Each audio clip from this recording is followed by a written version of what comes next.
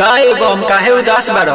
अरे का करिए बम, बड़ी दुख बाटे, दिल टूट जाता के। काहे का हो गई?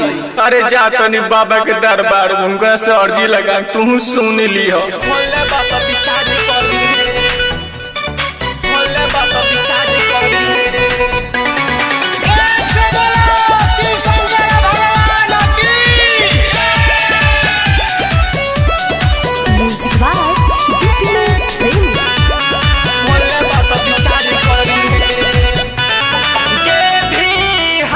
दिल से खेला वारी करी है, जे भी हमारा दिल से खेला वारी करी है, ओका महद विचार करी है, ओके भोले बाबा विचार करी है, ओके डमरू वाला विचार करी है, ओका महद विचार करी है।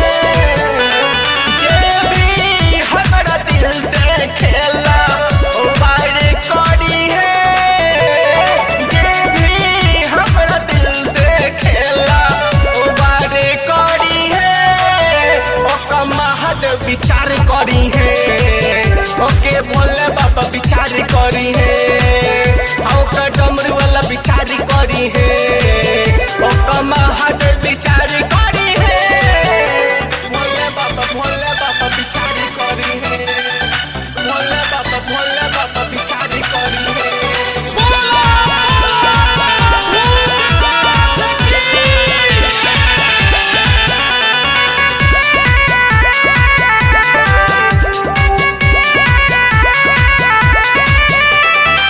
हमरा की छोरी के सुनो ये भाई, कबो न खुश रह पाई हो, बड़ी गोहार बाबा हम तारा आगे, हमरा की छोरी पछताई हो, हमरा की छोरी के सुनो ये भाई, कबो न खुश रह पाई हो, बड़ी गोहार बाबा हम तारा आगे, हमरा की छोरी पछताई हो, सोचल हमर सपना जेबे कारी करी है, ओ तोर महादेव धारी करी है, ओके भोले बाबा विचार करी है, ओके महादेव विचार करी है, हमको डमरू वाला विचार करी है, ओके महादेव विचार करी है। भोले बाबा विचार करी है, भोले बाबा विचार करी है।